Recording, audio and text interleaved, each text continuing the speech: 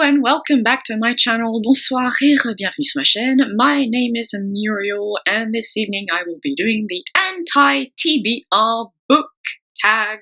I just saw Rachel from that channel, Karnadi, do her own version of this tag, and I found the questions to be really fun and like the kinds of questions I would want to answer because I might just have some unpopular opinions and I like to spread them around, I guess. And also, you know, I had time on my hands, had a semi-difficult day, so this is me just chilling out with you. So let's get right into it with question number 1, which is a popular book everyone loves that you have no interest in reading. And of course, right off the bat, a hard question to answer because there's so many potential answers. So I'm going to try and go off of books I know to be popular, at least based on what I've seen on Booktube and or Goodreads. And I'm going to try and keep my selections to, you know, standalones or at least nothing beyond a trilogy because there's a question about series, right? So, Jade City by Fonda Lee. I don't have any particular interest in reading that.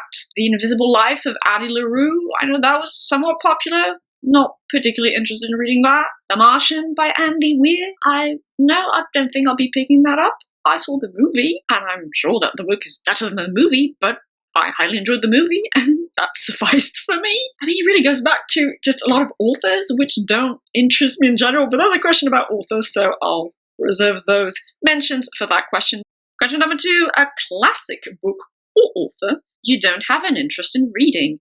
Again, lots of things I could mention because unless I read it in school, I just don't tend to want to push myself to read classics just because. Okay, but like a couple exceptions to this. Like this year I plan on reading a couple of classics because their base premises interest me, right? So basically Charles Dickens, I don't care. Jane Austen, I don't care. F. Scott Fitzgerald, I don't care. Ernest Hemingway, I don't care. Oh god, does that make me sound horribly uncultured? Probably, but I did my part in high school with the French authors, alright? And I have read some, you know, English classics. I have read some of the Bronte sisters' works. I mean, 2 of them. I have read The Portrait of Dorian Gray, and I really love that one. I have read a bit of classic literature in English, but I'm not just going to force myself to read things which I would have otherwise read in high school had I gone to high school in an English-speaking country. If the story doesn't interest me, and I'm very, very, very picky when it comes to non-SFF fiction, I'm not going to read it. Question number 3, an author whose books you have no interest in reading. V.E. Schwab, Lee Bardugo, Joe Abercrombie. I don't doubt that he's a very good author. He's very well respected. I don't really care in Grimdark, or at least I don't care in Grimdark that is heavily character-focused / driven. I do need something in the world building or theming to interest me. If it's just about the characters, however brilliantly they might be written, not interested. I want to say Stephen King, though I might one day try something by him. There are 3 books that I could potentially try someday, but I'm in no hurry to get to them. Basically any YA author. Sorry, that might sound mean, but YA as a marketing category, I mean, that's basically what it is at this point, or as an age range, whichever. I'm writing all of it off, not interested in YA anymore. If something is labeled YA, I will not read it, bar insanely incredible levels of theming or world building or storytelling. It simplifies things so much for me because there's so many books to read, so little time. So if I just write off an entire age category that is, you know, adjacent to adult literature, that's just a lot of books I don't even have to worry about. Question 4. This is going to be a fun one. A problematic author whose books you have no interest in reading. Ah, yes. Problematic authors, problematic literature. I will take the opportunity of this question to remind the people who watch me what my personal position is on the concept of death of the author. I'm very much in, well, favor is not quite the right word, but I'm very much pro death of the author, if that makes sense. Basically, I judge a book on its own merits, and I maintain that sometimes the book will reflect the author, sometimes it doesn't reflect the author's inner feelings, inner values at all. Sometimes it is a mix of both, such as the nature of artistic production, artistic creation, etc. I judge a book on its own merits, especially since I generally don't really give a crap about authors as people. I mean, I respect them as people, there's a base level of respect, of course, but it's just I don't really go out of my way to look into an author, what they like to do for fun in their spare time, things like that. I'm interested in the book, in the book and its contents. If the author happens to be a super nice person with a lot of things in common with me, that's just cherry on top of the cake. If the book was awesome, that's just an added bonus to me. And I have this attitude with basically all artistic media I consume: music, film, books, graphic arts, which isn't to say I don't care about,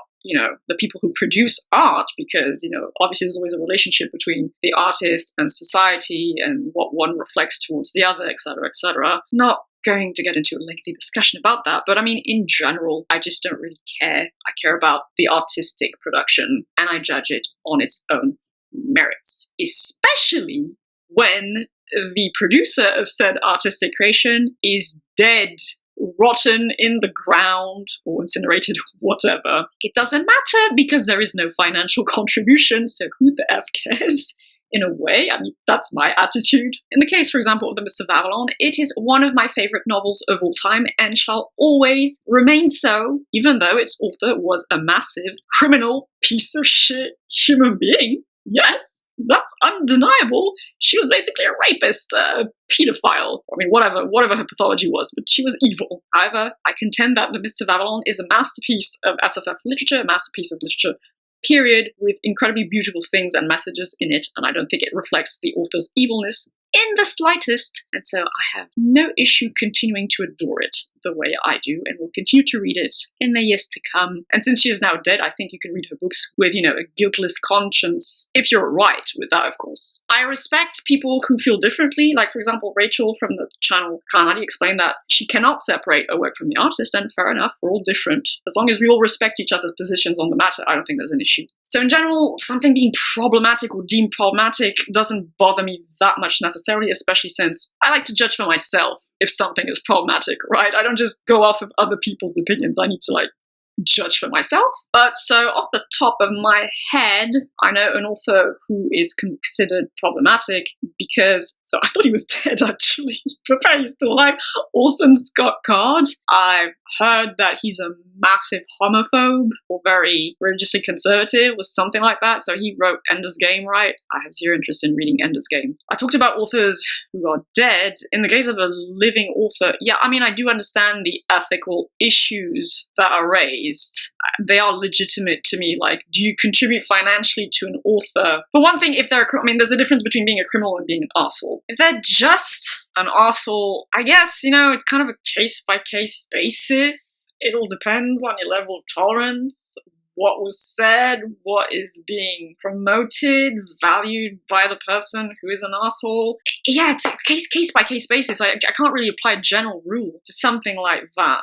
I guess I would say, libraries are a thing, buying secondhand are a thing, so yeah, that's always an option. Now in the case of someone who's actually done criminal acts, so raping someone, a hate crime, things like that, someone like Gabriel Matzneff, who's an actual pedophile and promoted pedophilia in his books. Like, that case is very simple. There's no qualms to be had in that regard. I mean, someone who's criminal but didn't write books that promote their crime, their vices, things like that. I guess in that case, well, first, maybe try the person and have them pay their debt to society. And I'm like, I know this isn't the case right now, but it'd be neat if that could be a thing, is have the proceeds from the works of said criminal artist, writer, what have you, go to charitable works.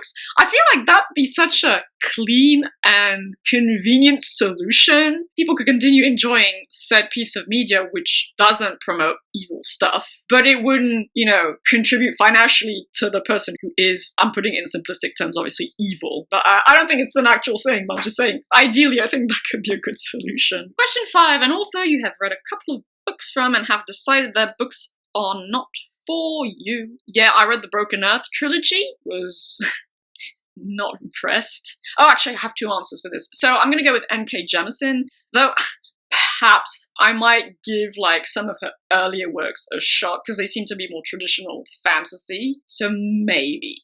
But it's a big maybe because the more I remember The Broken Earth, the more I think about it, the more I realize I actually didn't like those books. And so I don't feel that warm towards the productions of this author. So perhaps N.K. Jemisin, but I do have a definite answer. I only read one book by this author, but one was more than enough. Oh shit, actually no, I have 3 authors, sorry. So N.K. Jemisin, between parentheses, Ted Chiang.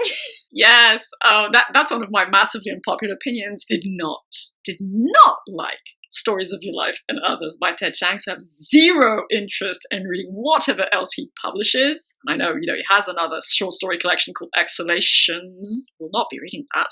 And, well, guess what? Sue Burke! Now, maybe it's a bit mean, because that was her debut novel, Semiosis, but it was so bad. I'm just like, no, I'm not even gonna bother with the rest of her bibliography, whatever happens to be in the future. So, no Ted Chiang, no Sue Burke, probably no more N.K. Jemisin, though. There, I might change my mind in the future. Question 6, a genre you have no interest in, or a genre you tried to get into and couldn't. That's pretty easy for me, romance. Though, with a little caveat, I'm sometimes a bit confused by what people call romance. Not that long ago, I watched a video made by the collaborative channel World Hoppers, and they were talking about basically romance, more specifically in SFF literature, because World Hoppers concerns itself primarily with SFF literature. And so the different participants were talking about their favorite romance novels, their favorite tropes in romance, etc. I was watching this, and a lot of it got into like erotic territory, like steamy sex scenes or kinky shit, etc. And I'm like, but so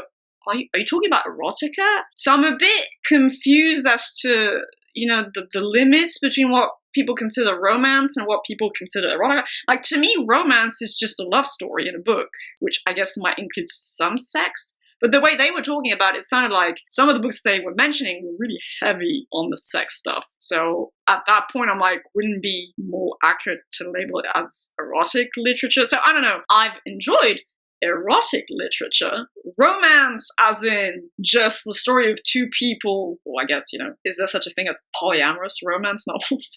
So let's say 2 people just getting into a non-platonic relationship and being lovey-dovey with one another, have zero interest in that. Just cannot be asked. Don't care. I'd rather have a well-fleshed out non-platonic relationship in SFF literature. But just a story about that, zero interest. Even in a fantasy setting, even in a science fiction setting, zero interest, and certainly not in like a literary fiction setting. Question 7, a book you have bought but will never read.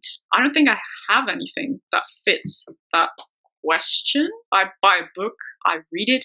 I did have that weird period of my life where I just compulsively somewhat bought a shit ton of books and then ended up unhauling 3/4 of them. I guess you could technically count my special editions. I don't necessarily intend on reading through them, or rereading their stories in those formats, because they're more, collectibles, precious objects, and I wouldn't necessarily feel that comfortable sitting down and reading through them, though I do intend on reading all the introductions in my special edition. So I guess could that technically fit the question? Because otherwise, actually, it's one of my pet peeves. It's one of the little things that rubs me the wrong way. I feel very uncomfortable if I have a book in my personal library that I haven't read and it just sits there. It bugs me a lot, unless, they're reference books. So no, I don't really have anything that fits this question, unless you count my special editions. Question 8, a series you have no interest in reading, or a series you started and have DNFed. Quick reminder that I suck ass at DNFing books in general. I guess I have started a few series and I never continued them. Like there's the Earth's Children series by Jean M. Auel. In fact, I unhauled the 4 books I have read in that series not that long ago. Enjoyed them though, but I probably won't be finishing that series. There's also the Road to Nowhere trilogy. So I read the first book in that trilogy earlier this year. It's the Book of the Unnamed Midwife. Right there. I loved it. Massive punch to the gut. And then I went and kind of looked at the synopsises of the 2 sequels. And something tells me I'm not gonna like them, and it might just ruin my enjoyment of the very first book. So I have decided I'm gonna stick to that first book and leave it at that. So that's technically a series I'm DNFing, if you will. And then for series, I just don't plan on ever picking up The Wheel of Time by Robert Jordan. I have officially decided I will not be reading those books. For one thing, $14, that is one hell of a commitment. For another, from what I've read about it, I have the sneaking suspicion I run the risk of running into the same kind of issue I had with the Duneverse books, which is what I'm gonna call, very simplistically mind you, full feminism. Or I mean, something that tries to like appear very progressive, but is in fact not that progressive, because I've read that the way Robert Jordan addressed sex stereotyping is a bit wonky. Not that it's misogynistic as such. I've never read that like The Wheel of Time is misogynistic,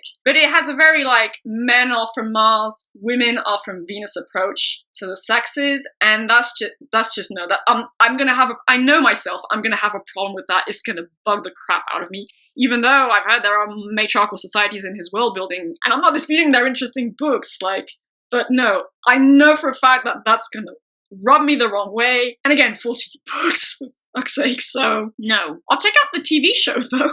For what that's worth. Now, I understand that, you know, The Realm of the Eldlings by Robin Hobb is 16 books long, but keep in mind, I'm not even quite sure I'm going to be committing to that series. I don't have a, you know, definite answer either way for that one. It's kind of still to be determined.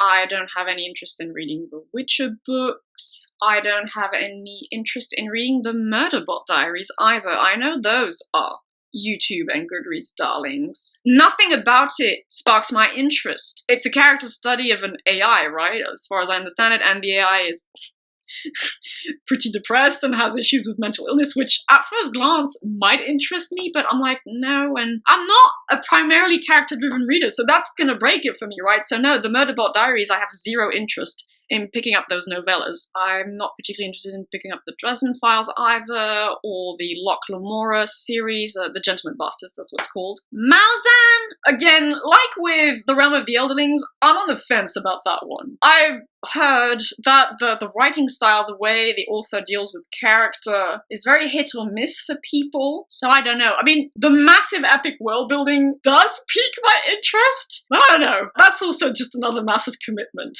reading-wise, so I might, just as with The Realm of the Elderlings, I might continue, well, I mean, I might start Malzahn, I might continue with The Realm of the Elderlings. Those are maybes. The rest are just nopey nopes. Oh yeah, another maybe. I know I had said in another video that I was going to read the Stormlight Archive. I'm just not sure at this point. I don't know. For one thing, it's an unfinished series, and this has caused me enough pain as it is. And I'm not that taken in by Brandon Sanderson. Like, Mistborn was fine. It was entertaining. It was enjoyable for what it was. But I wasn't enamored by it.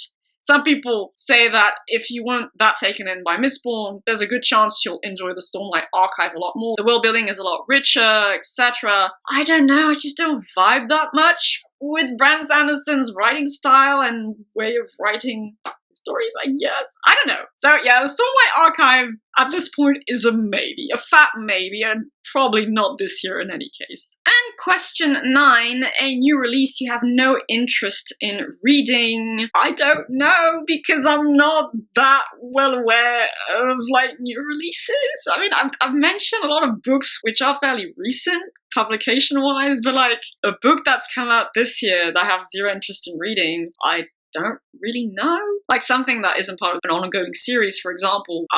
Drawing a massive blank here once again. I don't really know. I have to pass this question. I literally cannot think of a single book. So that was the Anti-TBR book tag. It was quite fun to do. I wanted to do it, I did it, so, you know, that's that. I don't really know how to end this video. I don't know what I'm doing. I'm tired.